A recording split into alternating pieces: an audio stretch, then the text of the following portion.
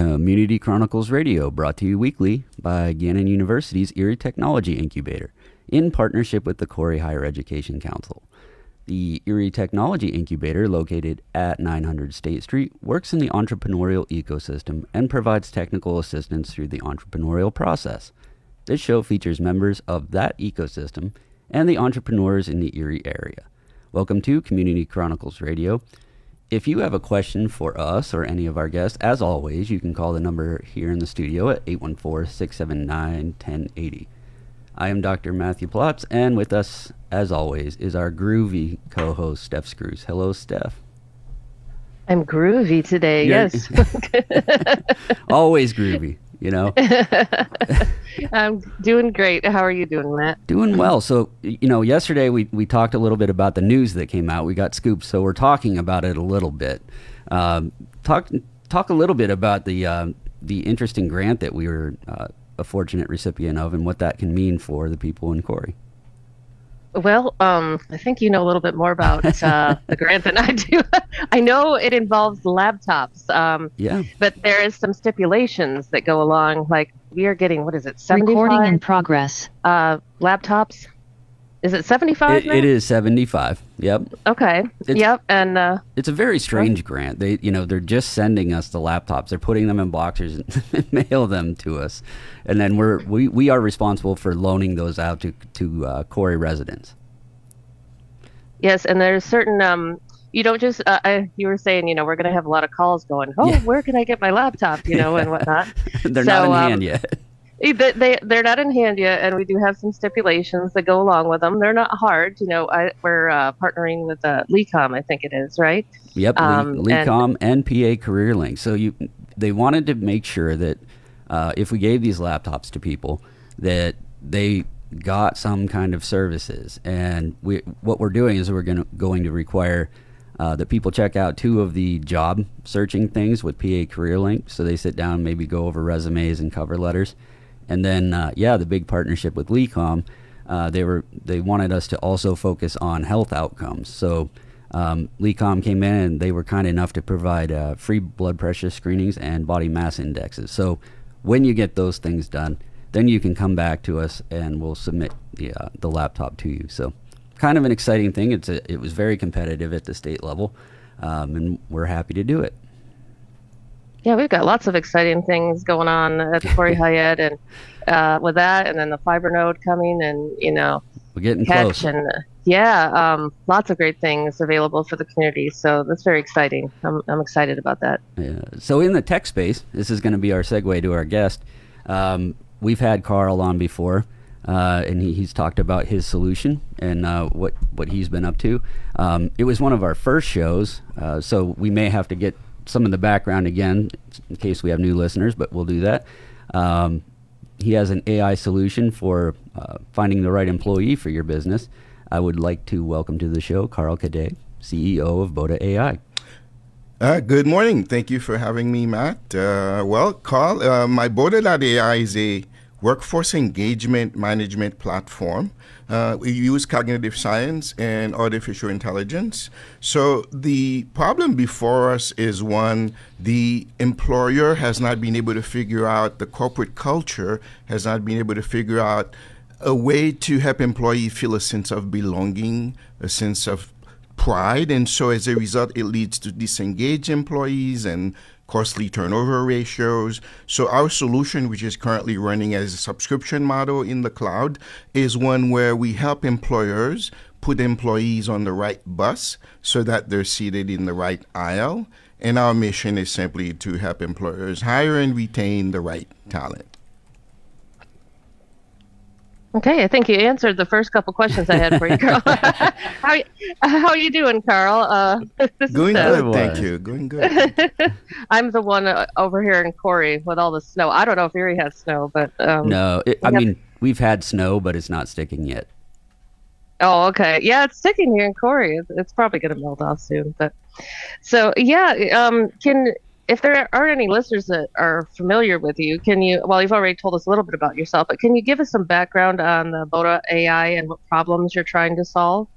Yes. So first, my background is one where it started with robotics way back in Pitney Bowes.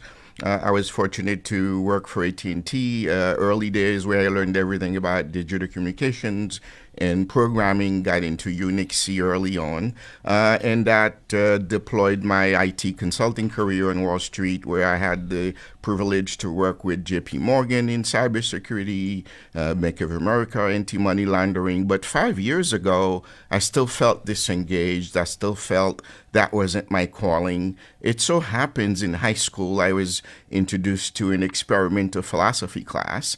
And I caught the bug then. The bug was, what is my purpose? What am I here for? What's the good life for everyone? And so that stayed with me for 30 years and led me to dive into existentialism and why is it difficult for individuals to become who they are. And that led me to psychoanalysis with Carl Jung, trying to understand the whole individuation process. So I took my experience and tried to put that into Border. The problem is 82% of the 2 billion global workforce are disengaged.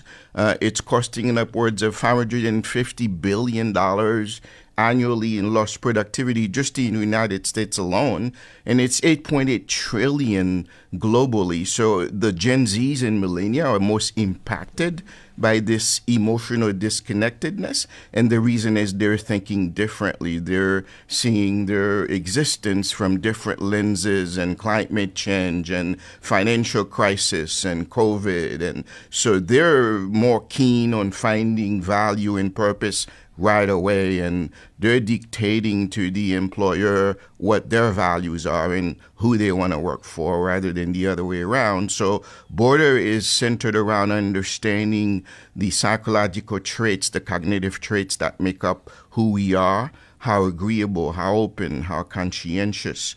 What are our interests? Are we realistic? Are we artistic and social? And then after hired, we need to know, are you meeting your objectives and your goals? Are you aligned with corporate culture? And in so doing, we help employees find themselves, their self-discovery as they mature and learn from the corporate environment, which then benefit from happy, engaged employees and removing the employee churns and costly turnover ratios. And just how important is that? You think of me, I know parts of my career where, I just got up and went to work, and it was like you're just trudging into work. You're there, you're not really engaged, you're not enjoying the work that you're doing. So many people do that.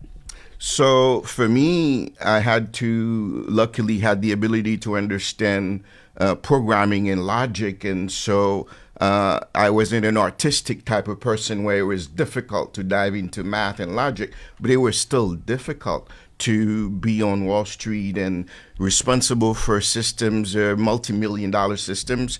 And I was responsible for production management. So those systems had to be up within 30 minutes. If they go down, I was the guy they call off hours if systems go down. It was very difficult staying focused, staying on top of things. It wasn't my love. So most people are struggling in a career, but that is not what their innate talent is calling for and their soul is calling for. So you help pinpoint like what people would like to. I'm sorry, I got totally off track there. Finding the place that they would work the best in. So do you go to different employers and you help employers help find them the right employees? Yeah, so it's actually a self-discovery benefits the employer because the employer is busy making money and doesn't do team dynamics and understand, this guy comes with these traits and does it fit into the team? And this is global economy, different cultures.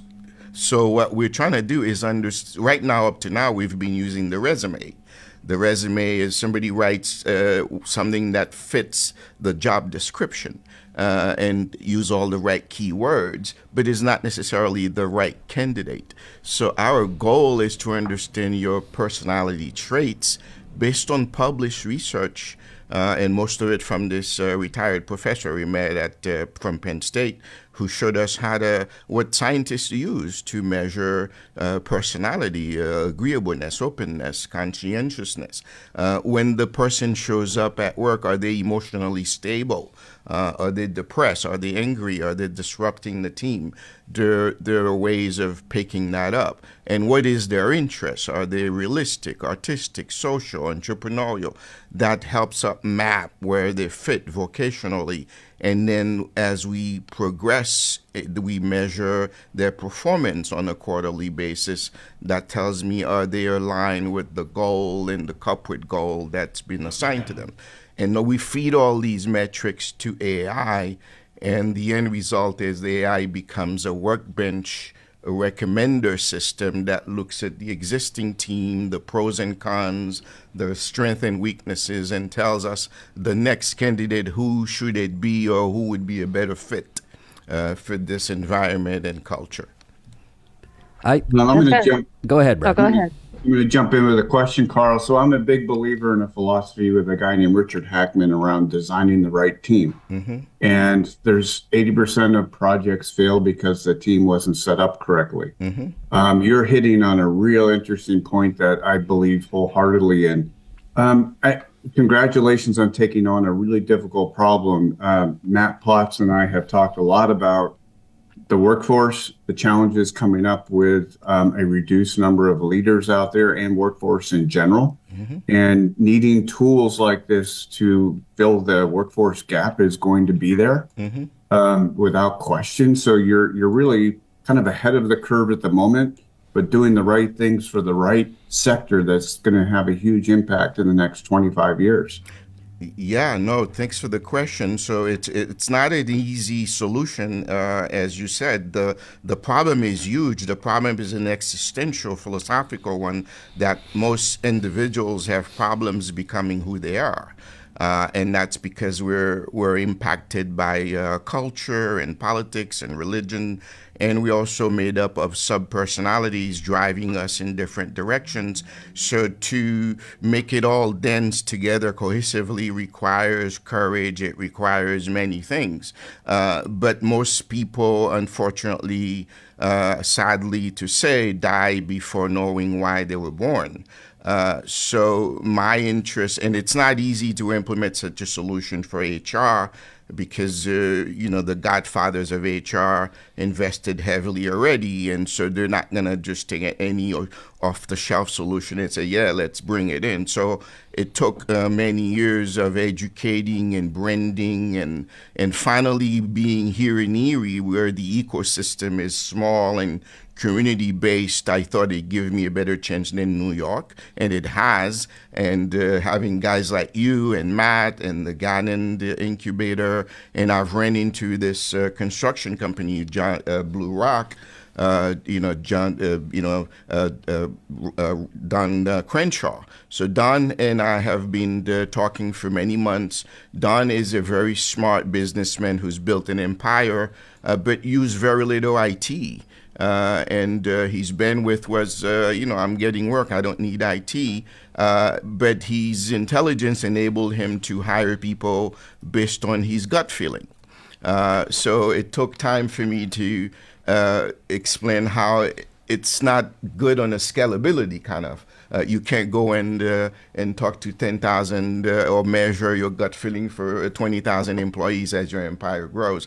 So then he kind of brought in, and we've teamed up since. We're looking at a pre-apprentice training program using Border as the engine, and Don's expert in construction, housing development, so it lends itself nicely. We're proposing a tech accelerator for construction in Erie, and we've already bid that to several investors that are in fact interested in coming potentially to Erie and set up a construction training. What advantage that would be? There's a housing shortage in America, for affordable housing shortage, and we need intelligent people to go into that field with different AI solutions that helps with protecting with safety, with reading the schedules, understanding if there are delays. And so this is so powerful And we have an opportunity to do that because Erie, with its community base, with the support system, enables me to do that. The one thing I want to talk about is, and we talk about this with every AI company that comes in here. Brad touched on it a little bit. There are some realities about the size of the workforce and where that workforce is coming from. And cities like Erie and Corey, for that matter, have some very difficult decisions to make. But I think what AI does and what it's capable of is it steps into a place where people used to be. There's not going to be, you're going to need AI to do some stuff as we move along until this workforce issue works itself out in the next couple generations, if it does. But yeah, that hard number is there. And then, the other piece is that we talk about, and we had an example at our place, Corey, very small staff, but I feel like, I try to set a culture there as the executive director, and there's an organizational culture that's part of our building. You get a sense of it, but if you get the wrong person in, that person, first of all, like you've mentioned, just doesn't feel successful, doesn't feel good coming to work, and what can you do with that? And then the last piece is that you've got it right with this younger generation, and we see it, working in workforce development now. When we talk to manufacturers and businesses, and the first thing they say, oh, these kids that are coming in, they're not driven, they're not this or that. There's an author, Mark Perna, he wrote a book, Generation Y, and I always refer back to this. If you can find what those younger people value and what they feel is important and get to that, and it's not like it used to be where I'm like, oh, I'm driven to go to work. I have a huge work ethic. I walk in. Younger people are very different. It's not that they don't want to work. They want to feel a bigger piece of what's going on. They want to know what's going on and why they're doing it. And their quality of life is important too. And I think the AI is going to do a couple things. Step into a space where we need people to work that we may not have as many people, but also do that feeling out of the younger crowd coming in so that the employer gets it right and it's not wasting people's time. Yeah, I mean, both you and Brad, Brad talked about team dynamics, which I didn't quite address, but that is the key. Everybody's hired into a team, and nobody measures the team cohesion and the personality of each person on the team and come up with an aggregate scoring that says, the degree of conscientiousness is high, the degree of openness to learn is high, the degree of leadership is high, and agreeableness. So those are things that you could use to measure cohesiveness.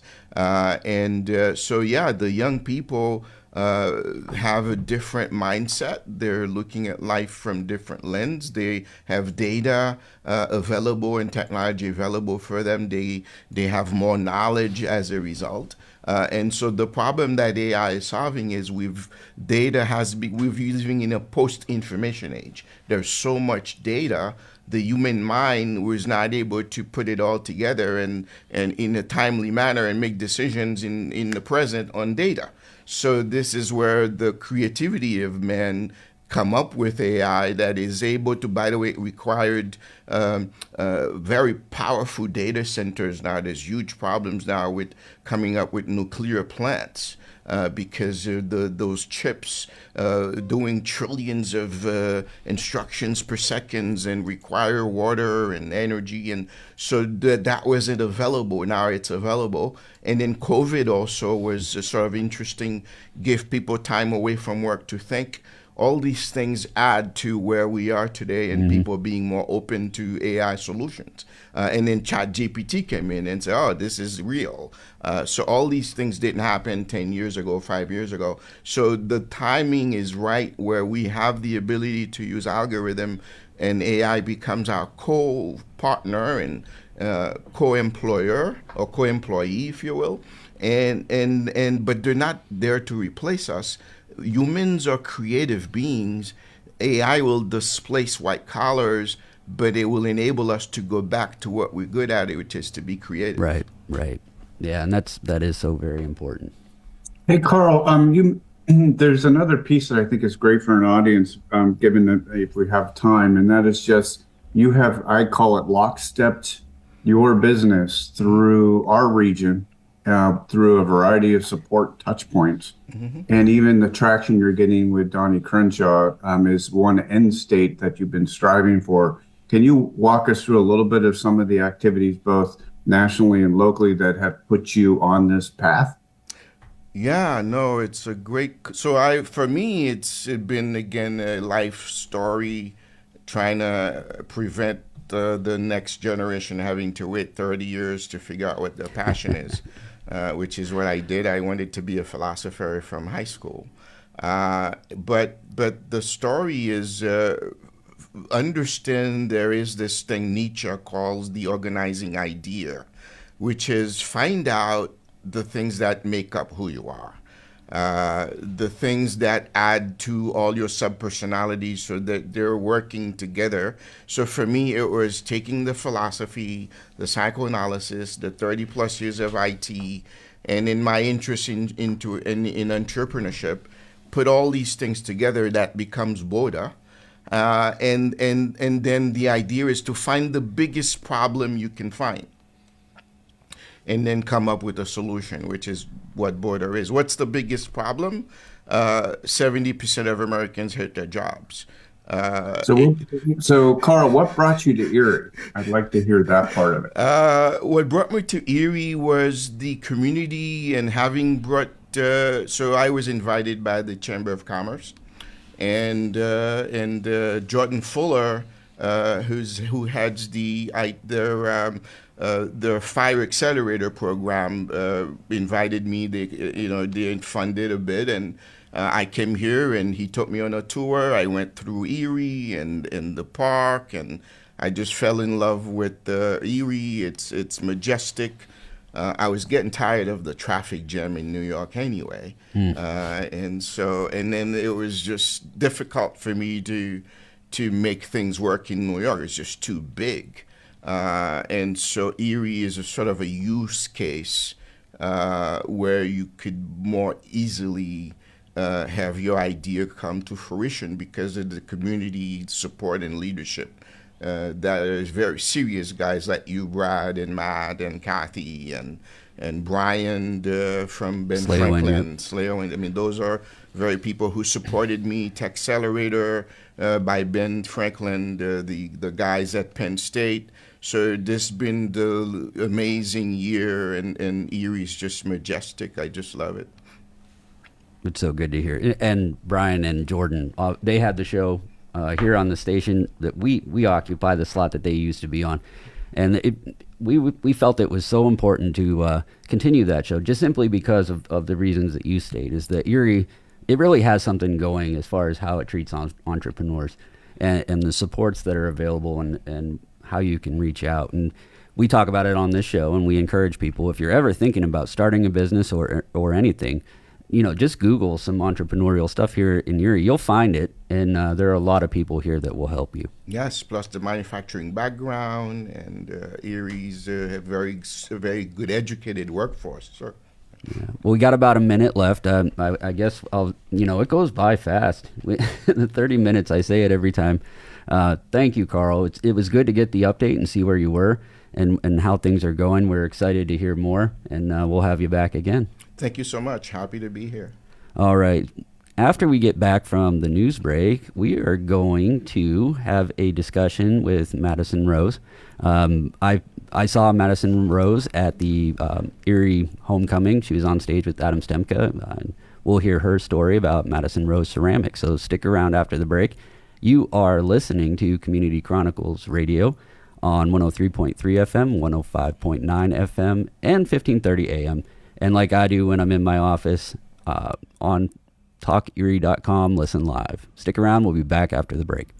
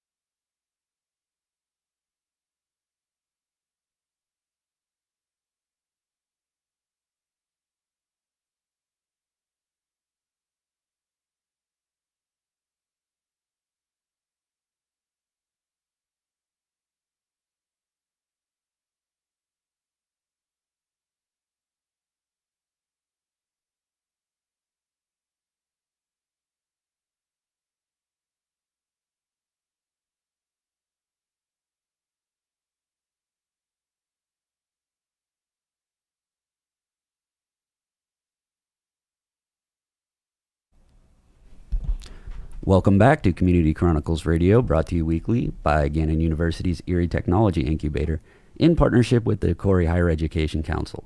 The Erie Technology Incubator, located at 900 State Street, works in the entrepreneurial ecosystem and provides technical assistance through the entrepreneurial process. This show features members of this ecosystem and the entrepreneurs in the Erie area. Our next guest is very impressive. I first heard about her and her business a few months ago at Erie Homecoming. She was on stage with Adam Stemka. That event was put on by the Chamber, the Erie Regional Chamber and Growth Partnership that Carl just mentioned. Please welcome to the show Madison Rose from Madison Rose Ceramics. Welcome. Hi, thank you for having me. Welcome, Madison. Hello. We always like to get the background of our guests here on Community Chronicles. So can you just tell us a little bit about yourself? Yeah, so I was born and raised in Erie. My whole family's here. I am 26 years old and the owner of Madison Rose Ceramics. I'm a graduate of Edinburgh. And that's me. Can you tell our listeners a little bit about your process for opening the Madison Rose Ceramics? Yeah, so it was just a lot of little steps. I graduated from Edinburgh with a degree in ceramics in 2021. I was a COVID graduate. And while I was there, I started working with Vicki at Allen Stoneware, which is in the Colony Plaza. She's been a staple gallery in Erie for over 30 years.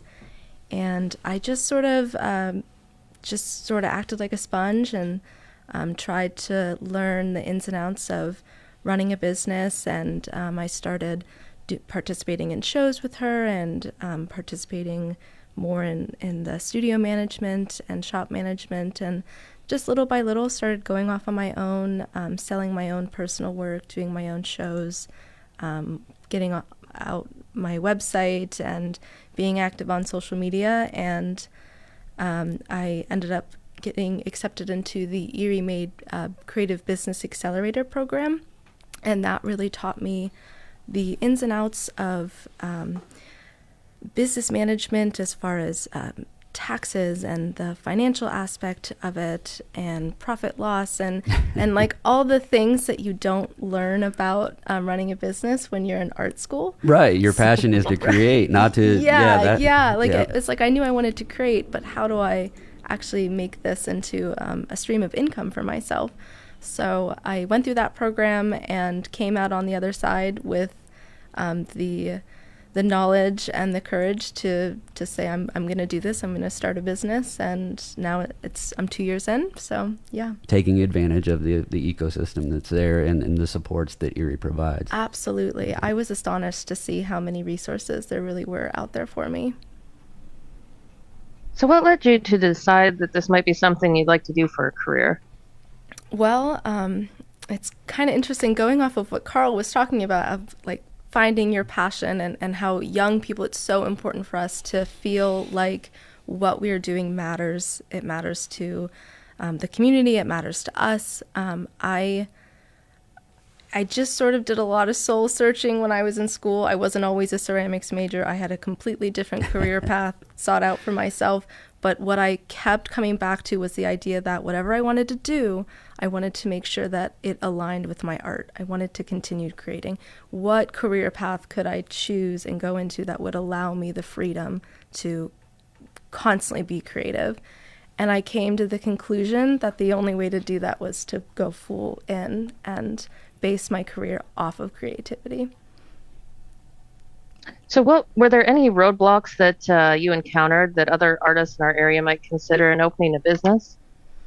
Yeah, I think one thing that's difficult for artists is managing how to decide what to create based off of what you want to create and based off of what you can sell and what is profitable. So finding the gray area in that is difficult, and I think a lot of artists struggle with, you never want to be a sellout, as they say. You Right. never want to create just because it's profitable, because then you're unhappy with what you're creating. So finding the rhythm of creativity that I enjoy, but is also still, provides me income has been a challenge. Kind of finding that happy medium between there, Exactly. still being happy, but you have to be profitable, like you were saying as well. Mm-hmm. So what is? Go ahead. I was going to say, you have to be prolific. You can't stop creating. You just have to constantly put yourself in a mindset of I have to create. It's what I am put on this earth to do. Exactly. So what is your favorite item to create? I'm curious. I love when I have the freedom to work with like vases and large platters, any large pieces that really give me the chance to play with the surface area, play with the glazes. You're sort of, you're sort of held back when it comes to creating functional work like mugs, cups, things like that, because the functionality is at the forefront. But when you have something like a tall vase, you're able to play a lot more, and that is the best part about creating work, is when you get to play. So I have a technical question. As we ask that question, what is your favorite item to create? And this may just be because I am not artistic. I draw stick figures. It's terrible. But with that said, I'm looking at the gallery here on your webpage, and there are so many like interesting colors. How do you get that into the clay? How does that work? Yeah. So ceramics, I like to say ceramics is just pretty chemistry. So I make my own glaze recipes. Everything is from scratch. I get in shipments of raw silica, raw cobalt, like all these materials that are in powder form. And I have recipes that I have created when I was in college and constantly testing new. And I have a kiln in my house. And so when you are creating a piece of pottery, there are many different steps. The process is very long. And what happens is when you fire the piece of pottery and you dip it into the glaze, and then you fire it again, depending on what glazes you used, how you applied them, all that, and then you fire them again to over 2,000 degrees, a chemical reaction happens in the kiln where the glaze turns into something like glass.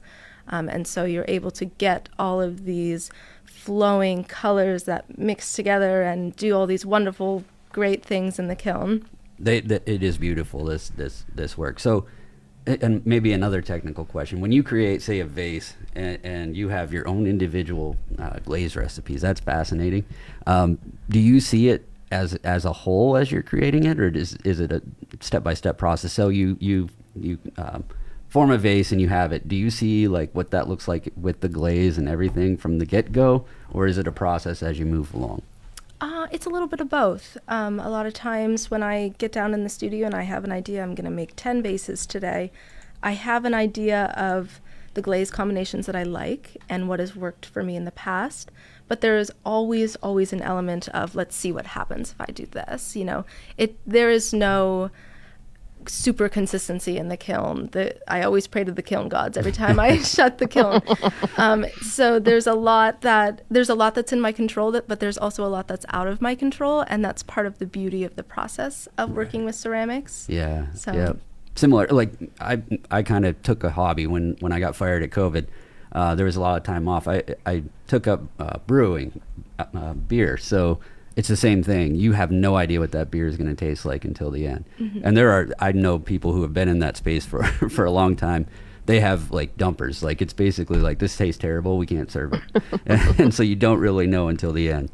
And that's interesting. So we have an audience question. Okay. They asked us on Facebook. Heather Reed, faithful listener here most weeks, she wants to know how to find your website. Oh, yes. So my website is up and live. It is MadisonRoseCeramics.com. On my website, I do have a limited amount of work available for sale right now in time for the holidays, but I also have all of my upcoming shows listed as well. I've got 3 upcoming in the next couple weeks. Is that on the events tab here? That is on the events tab, yes. All right, tell us a little bit about the events. Yeah, so this upcoming Saturday the 30th is Small Business Saturday, as most of you know. I will be set up at 1020 Collective for that. And then the following weekend, December 6th and 7th, I'm going to be in Pittsburgh for the Handmade Arcade. That is Pittsburgh's premier holiday market. I'm super excited. I've never done it before, so very excited for that. And then the following weekend after that, I will be back at 1020 Collective for their Holiday Bazaar, which is a wonderful event. It aligns with a gallery night, so lots of people come out for it. They've got music and drinks, and it was just a blast last year, so definitely recommend it. So you're in all the spaces getting ready for the upcoming holiday. People can get their Madison Rose gifts for family members or otherwise. Yeah, absolutely. Yeah, that's exciting. A few years ago, I kind of made this conscious decision that I was going to try to avoid doing gifts at like Walmart and do the small business stuff just because it's so important. And yeah, it's great that we were able to share your website. I know, I love learning about all the different businesses in Erie, the stuff that I'd never known existed, so now you can just go to the web, go to the website, order it, or go to your shop. And yeah, I was looking at the gallery as Matt was, and it's beautiful, and the creativity and the originalness and all that.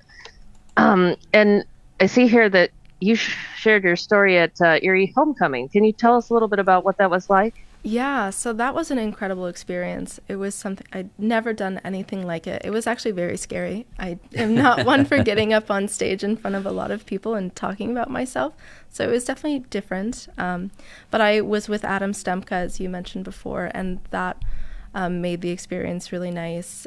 We were actually the first creative entrepreneurs to be welcomed to speak at Erie Homecoming. So that felt like a very big moment, and I felt very honored. And there was I met so many wonderful people, and I gained so many connections. Like I'm here on Talk Erie because of it. So it was definitely a wonderful experience. I wasn't able to catch you. I had to leave, but I saw you on stage, and then when I left, I came out, saw your table there, and I want to talk to her. Yeah. So we thank you so much for coming on. Yeah, thank you. Yeah, absolutely. Madison, this is Brad Gleason. I've been kind of sitting quiet in the call here, but really excited about something you said early on today, that you had to kind of piece together the business aspect of your art. Can you talk about how you, either by the supports in the Erie area and your own inertia, how you kind of walk through that in case startups are listening to you today? Yeah, absolutely. It's a lot of trial and error. It's just seeing what works for you, trying new things, and understanding that you really don't know anything, and being okay with that, I really have no idea what I'm doing. So how can I find the people that do know what they're doing and can help me? So like I said, I did the Erie Made program, and that was wonderful. I got set up with a business consultant that helped me stick to my goals. And I also am in a second cohort right now. I got accepted into Paramount Pursuits, which is another business starter cohort program in the area.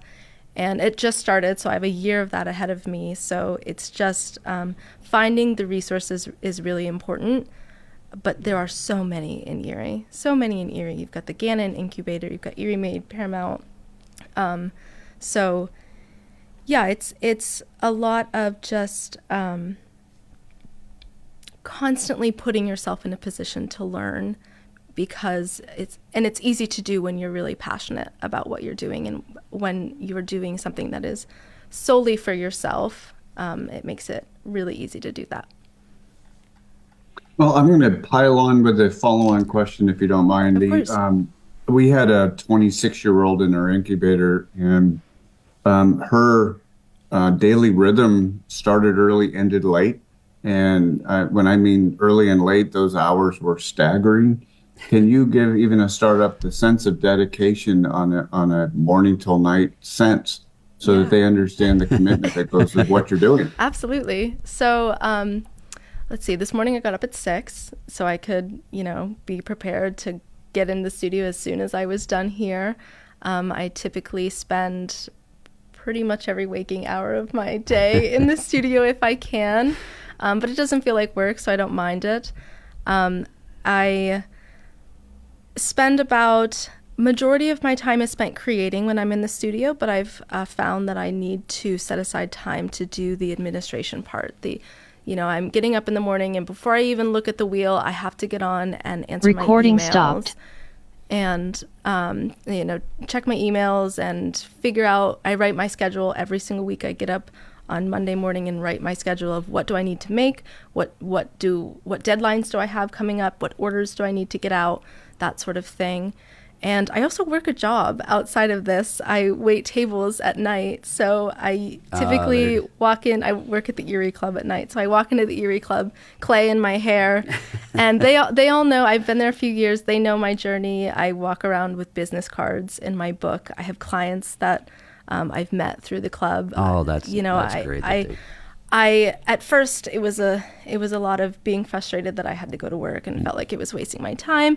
But then I sort of changed it into, well, I have to financially support myself. And this business. I don't want to go under because I'm not being responsible with my finances. So how can I use this job to be as an asset to my business? And that is by finding clients. And I think this goes back to the previous conversation and being a younger person. You've, at a very early age, decided, like, this is my passion. This is what I'm chasing.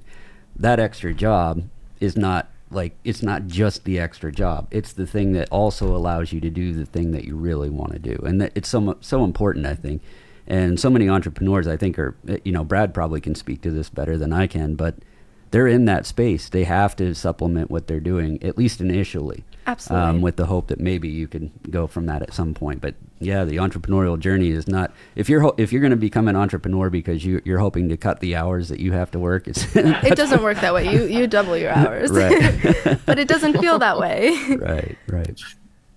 Yeah, there's a local startup that's doing very well, Carl Nicolia from PS Energy, who I can quote, who said, it's the greatest job you'll ever have that cuts your salary in half and doubles your hours. But you're right. You have to straddle passion with, financial realities, and that juggle by itself. I think the other dynamic, which I don't want to escape past, but I'll raise it as a question, is some people absolutely have to have a business partner in growing their business, and other people say, I've got to be solo because I'm so stubborn, or for other reasons, creative authority over what they're doing. How do you feel about being a sole proprietor? Would you be doing it differently if you had a partner, or is that something that's a deal breaker? I wouldn't say it's a deal breaker.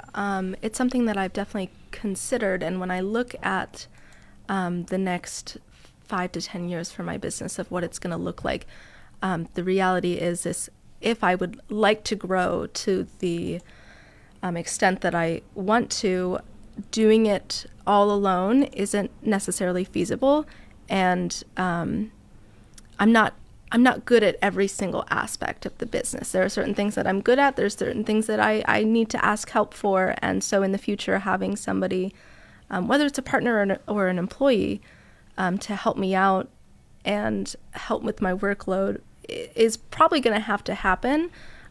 But for where I'm at right now, I think doing it on my own is helpful because I have full control right now. And I'm only 2 years into this. I'm still figuring out exactly what this business is going to look like and what I want it to be.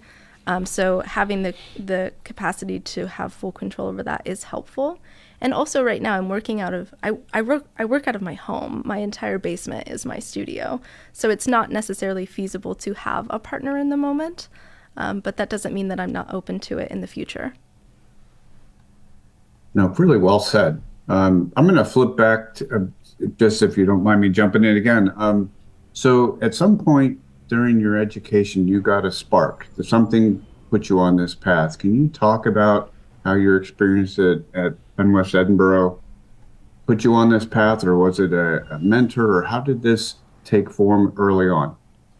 So I remember it was my junior year, and I was a biology chemistry major, and I was slacking in my chemistry lab because I was spending way too much time in the ceramics studio, because I chose Penn West Edinburgh because they had a clay program. That was specifically why I chose it, even though it wasn't my major. And I just had that moment of like, what am I, obviously this is where my passion is. So it was, for lack of better words, it was an aha moment where I was like, this is what I need to be doing. And shortly after is when I found an apprenticeship with Vicky, and really was like, yeah, I can do this. And she's doing it, and she's doing it in Erie. She didn't have to go anywhere else to do it. She's doing it in Erie. And that absolutely helped me, helped spark my passion for this. It's weird. I was thinking about, oh, sorry, if you were going to. No, go ahead, Steph. Oh, yeah. I was just thinking, you're talking about your passion and whatnot. It's got me thinking, like, what kind of passion, what would I be doing?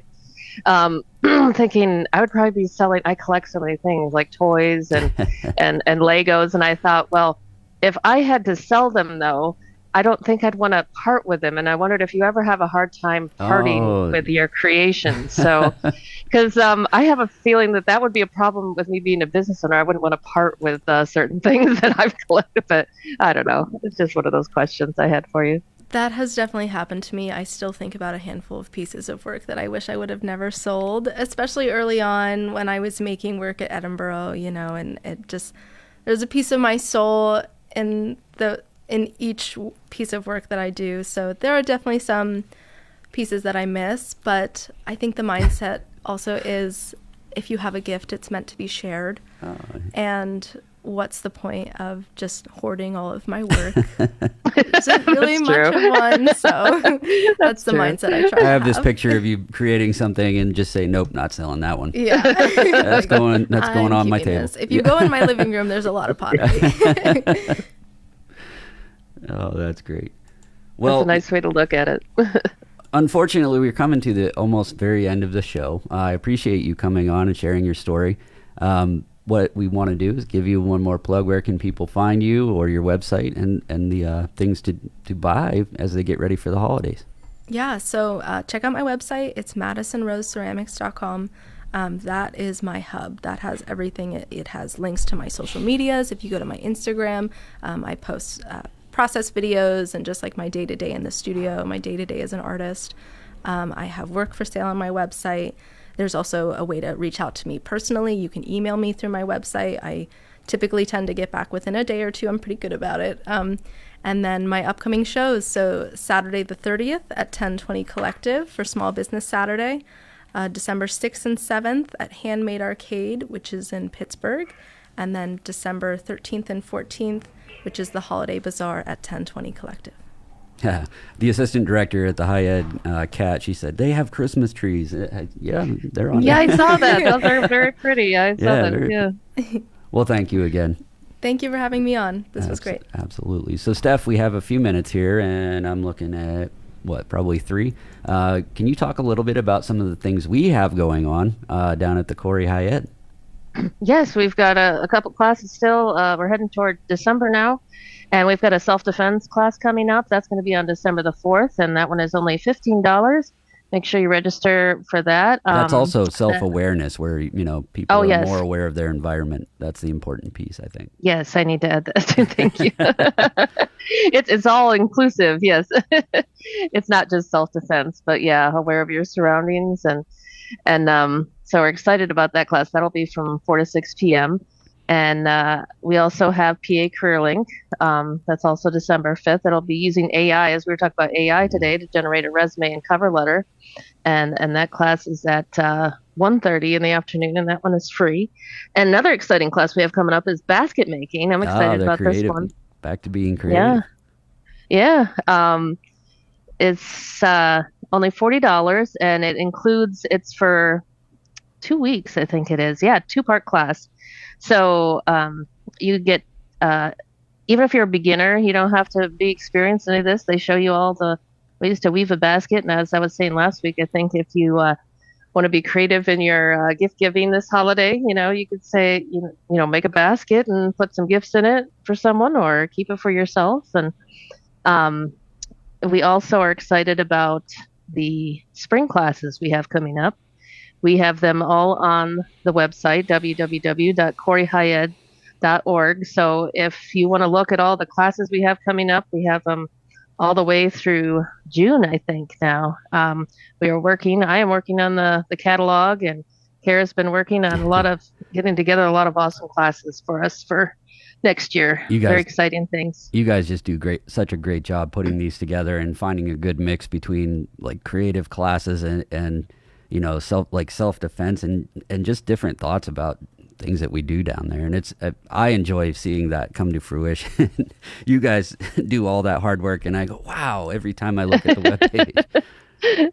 Yeah, it's fun because she gathers the content, and the classes, and I get to create the creative part of making it, putting the pictures to it and making it come to life. So yeah, it's a fun collaboration. So. Well, I want to mention that next week's show is a rerun. Unfortunately, I'll be out of town, so everybody can enjoy their day off after Thanksgiving, their recovery, going to the gym maybe. If you tune in, you will hear about Kivo from Paul McMahon. He was a guest on the show early on in the show history, I think. He has a cold brew coffee solution, and it's fascinating how he came up with this idea. And what is being created. He has updates. I helped fund it a little bit. I gave some money to get that off the ground, and he has some updates. We also have Chase Rogan from 5 Iron Golf right here in downtown Erie. As the weather goes bad, you can still golf. And I also have heard they have $5 bottomless wings on Sundays. Don't know how they're making that work, but worth a visit if you need a break from your Christmas shopping downtown. Stop in at 5 Iron Golf. So those two will be on next week. This dad joke of the day, as we come to the end of the show, is brought to you by the Corey Higher Education Council. It came from Brad. I really like this one. So as Thanksgiving, what did the Mayflower do when it got sick? It went to the dock. Off next week. We'll see you in 2 weeks right here on Community Chronicles Radio. Stick around. Tina and Lath coming in for the Economic Pulse right after this show. See you in 2 weeks.